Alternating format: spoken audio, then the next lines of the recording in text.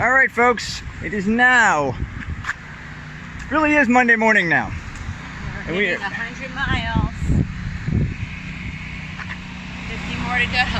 On July 5th, South Floridian Karen Lubetsky made the incredible feat in running 150 miles throughout South Florida. Lubetsky is a Guinness World Record holder, an ultra-marathon runner, and an athlete who has competed in several 100-mile marathons. But this time, it was for a special cause. So originally, I was supposed to be racing during this time, July 6th through 8th, in Death Valley, a 135-mile race through the mountaintops. And when that was canceled due to Corona, I said, you know what? I made a promise to the children at the Childhood Cancer Project that I was going to run for them and raise money for them, and I can't let them down. So I needed a little bit of another goal for my own motivation. And I knew that during the time I would have been running the race in Death Valley, 150 children would have been diagnosed with pediatric cancer during the time I was running. And that's just mind-boggling to me.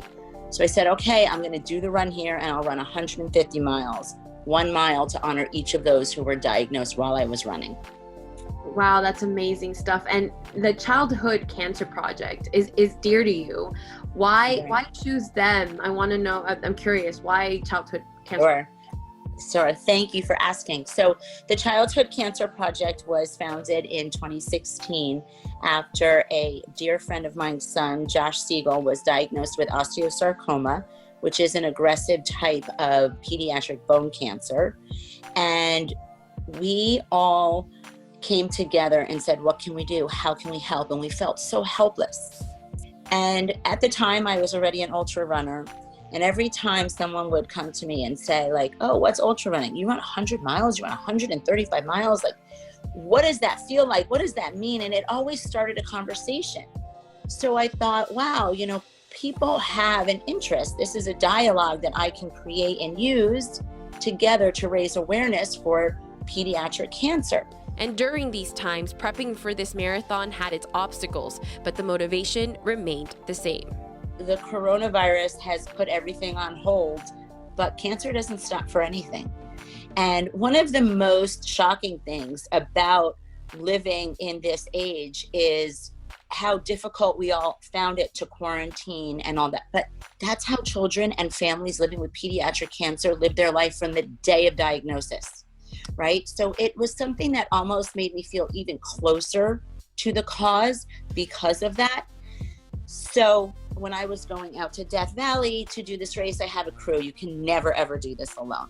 So we had masks, we had face masks, we had gloves, we had a tremendous amount of antibacterial, and we were all tested right before just to make sure and to be extra safe.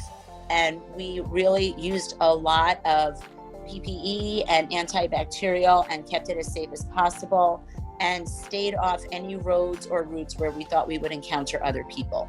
Karen knows these are difficult times, and as she raised $13,000 during this run, she knows every penny will be very well spent at the Childhood Cancer Project. When Josh was diagnosed, I was horrified to learn that children who are diagnosed today receive the same treatments they received 40 years ago.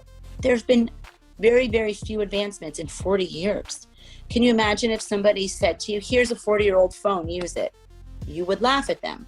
Yet our children are being treated with things that are that outdated.